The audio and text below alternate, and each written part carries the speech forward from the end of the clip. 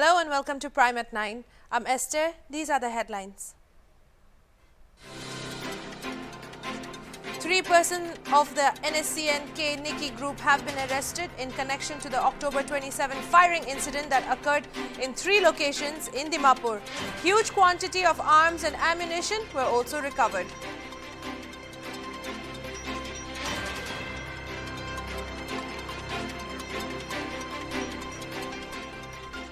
Ambassador of Israel to India, Naor Gillen, has said that what's happening on the Pegasus issue here in India's internal matter.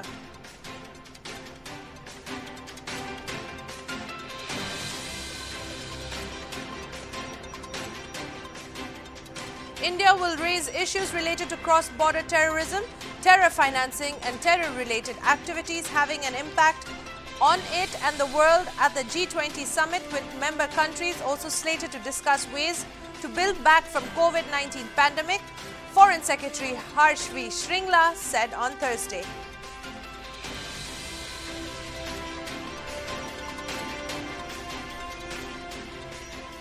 The Supreme Court on Thursday cleared the way for the National Testing Agency to declare the results of the NEET undergraduate 2021 examination by staying Bombay High Court's decision to conduct fresh exams for 2 aspirants.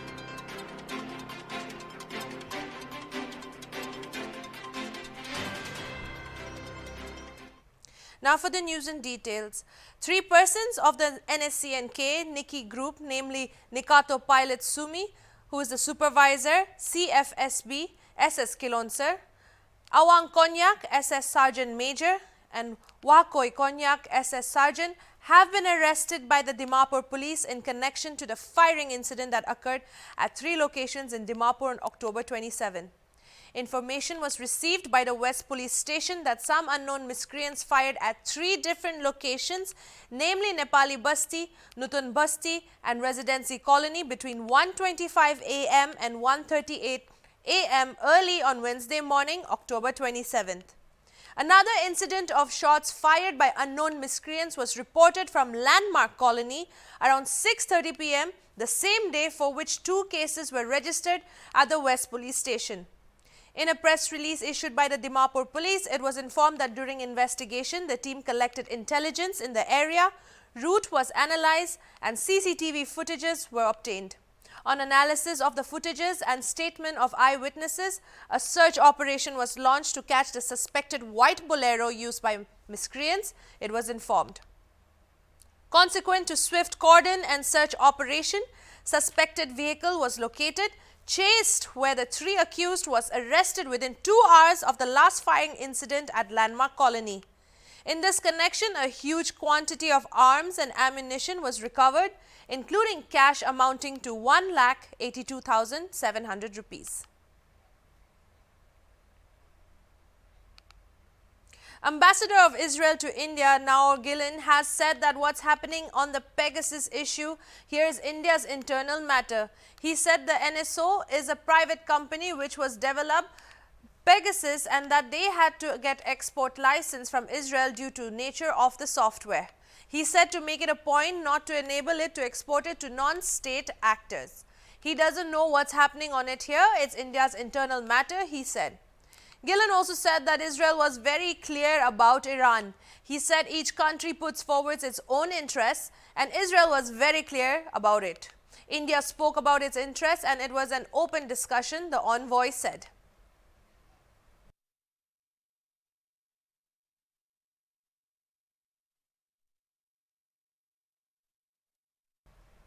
India will raise issues related to cross-border terrorism, terror financing and terror-related activities having an impact on it and the world at the G20 summit, with member countries also slated to discuss ways to build back from COVID-19 pandemic, Foreign Secretary Harsh V. Shringla said on Thursday.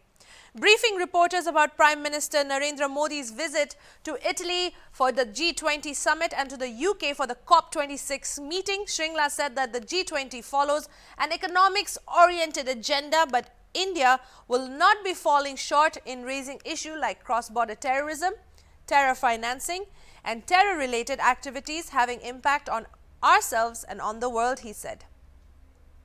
It is important to see policies on corruption, tax evasion, money laundering, but we will not be falling short in raising issues related to terrorism, he added. About the Prime Minister's travel to Rome and Glasgow for two important international conferences, the 16th G20 Summit and the World Leaders Summit of COP26. Prime Minister will be in Rome, Italy from the 29th to the 31st of October. He'll reach Rome on 29th morning and he'll depart Rome on the evening of 31st October for Glasgow. He would be in Rome to attend the G20 summit at the invitation of the Prime Minister of Italy, His Excellency Mr. Mario Draghi. This would be Prime Minister's 8th G20 summit. He has already participated in 7 G20 summits before this. You are aware that the summit last year, hosted by Saudi Arabia, was held virtually because of the COVID-19 pandemic. The last in-person summit that the Prime Minister had attended was in Osaka in June 2019. Italy's theme for its presidency is People, Planet, Prosperity. It actually comes from the 2030 UN Agenda for Sustainable Development.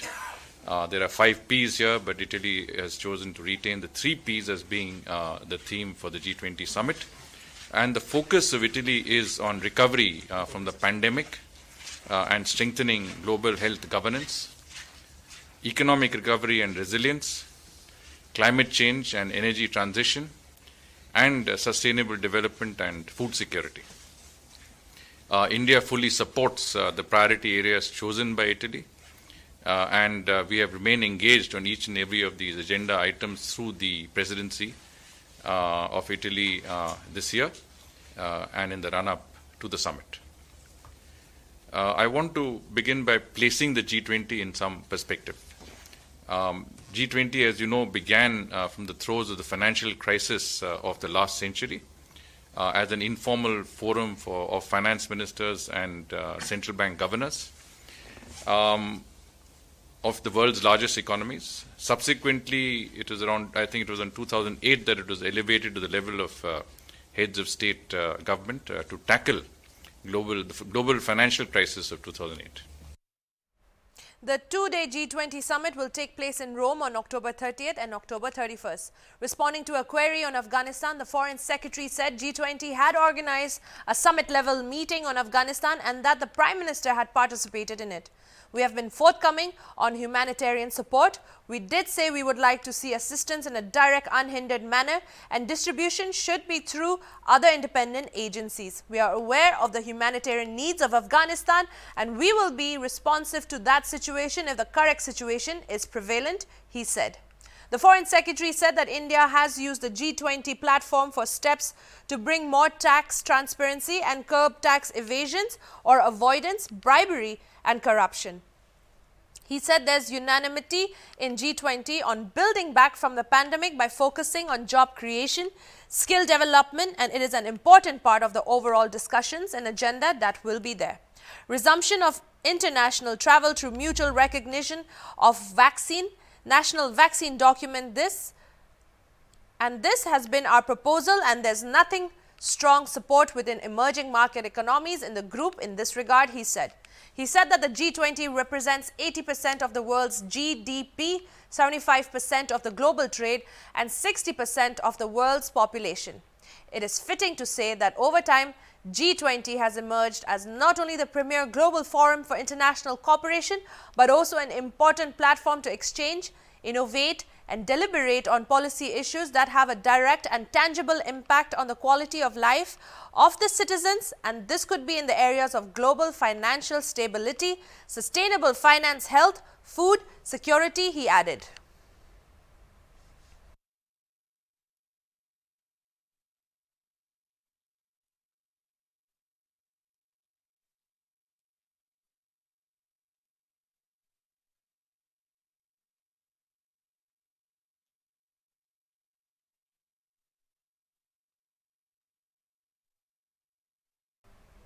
The Supreme Court on Thursday cleared the way for the National Testing Agency to declare the results of the NEET undergraduate 2021 examination by staying Bombay High Court's decision to conduct fresh exams for 2 aspirants. The aspirants had complained in the court that they were handed question papers and answer sheets with different serial numbers. A bench led by Justice L. Nageswara Rao froze the High Court order allowing the NEET results to be declared. The bench said it would consider the case of the 2 students, including what could be done for them. These students cannot be left in the lurch. The invigilator has accepted the mistake, Justice Rao noted. The NTA had approached the Supreme Court in appeal against the High Court order. Solicitor General Tushar Mehta for the NTA said the confusion had happened in the case of total 6 students, of which only 2 had come to court. The remaining 4 wrote the exam and got good marks, Mehta submitted.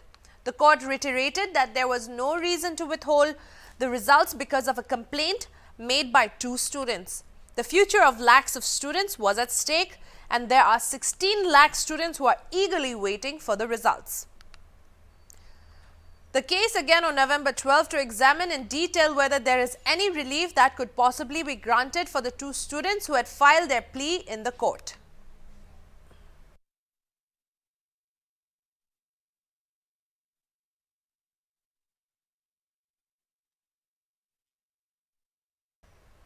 The Principal Secretary of the Home Department, Nagaland, has issued a new set of regulations for Unlock 8 after a review of the COVID-19 situation in the state, where the high-powered committee held a meeting on October 26 with members of the state-level war room and Department of the Health and Family Welfare and have issued further relaxations.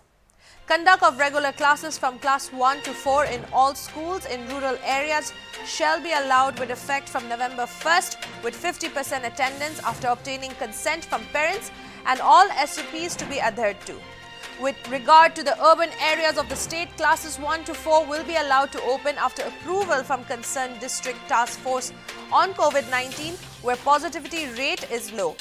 Public transportation like bus services, inter-district bus and taxi service shall be allowed from November 1st to operate beyond 50% and up to 100% capacity, subject to drivers, attendants and passengers being vaccinated against COVID-19 or should have taken the first dose, and if not fulfilled, to carry a negative RT-PCR report not earlier than 72 hours from the date of travel and subject to following all COVID protocols. Night curfew will be lifted from November 1st. Further SOPs for conduct of regular classes in schools shall be issued by the Home Department shortly.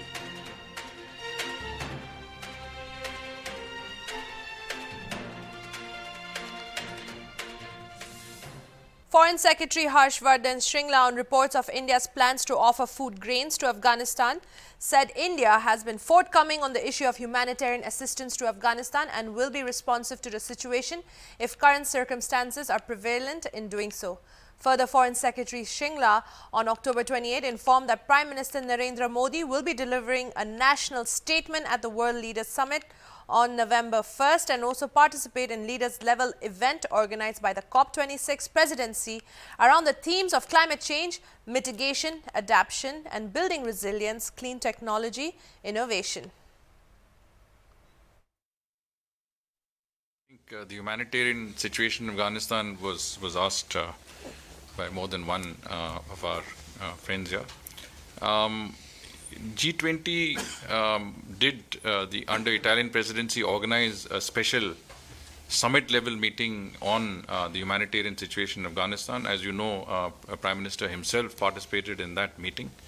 I think our position was made clear that while on every issue we believe that the international benchmarks set by Resolution 2593 of 2593 of the UN Security Council.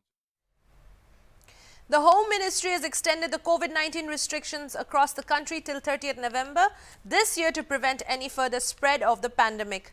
Earlier, the ministry had asked states and union territories to focus on the 5-fold strategy of test, track, treat, vaccination and adherence to COVID-appropriate behavior.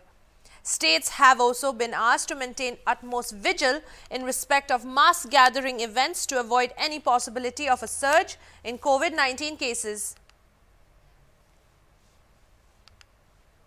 Delhi's Roos Avenue Court on Thursday deferred hearing on a petition seeking FIR against Haryana Chief Minister Manohar Lal Khattar for allegedly giving provocative speeches to incite violence against the protesting farmers.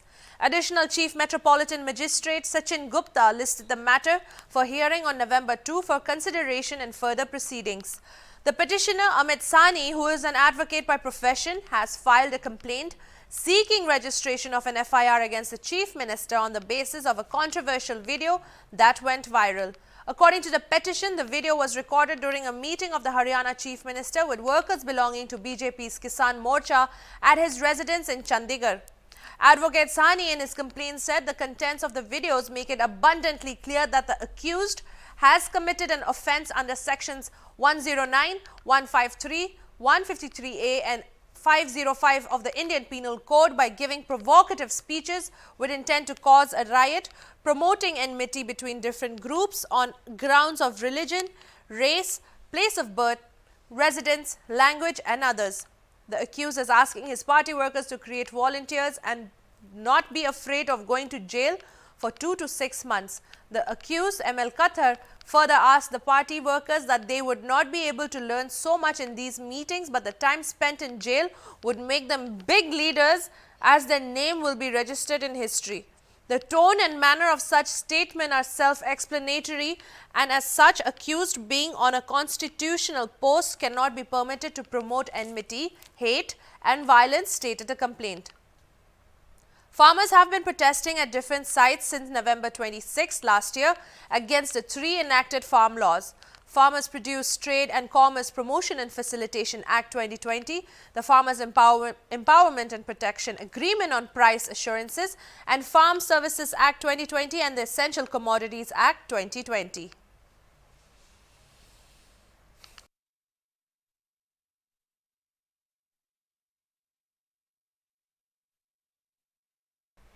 The Delhi High Court on Wednesday adjourned the hearing on a plea seeking to modify the Delhi government's decision to completely ban storage, sale and use of firecrackers in the national capital during the festival of Diwali. The bench of Justice D.N. Patil and Justice Jyoti Singh deferred the matter for December 13, 2021 as the main counsel for the petitioners was not present during the hearing.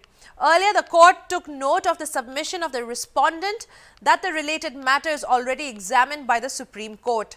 The petition filed by Rahul Savaria and Tanveer through advocates Gautam Jha, Pankaj Kumar and Shweta Jha also sought direction to the respondent to consider graded regulations instead of a complete ban on firecrackers during the festival of Diwali.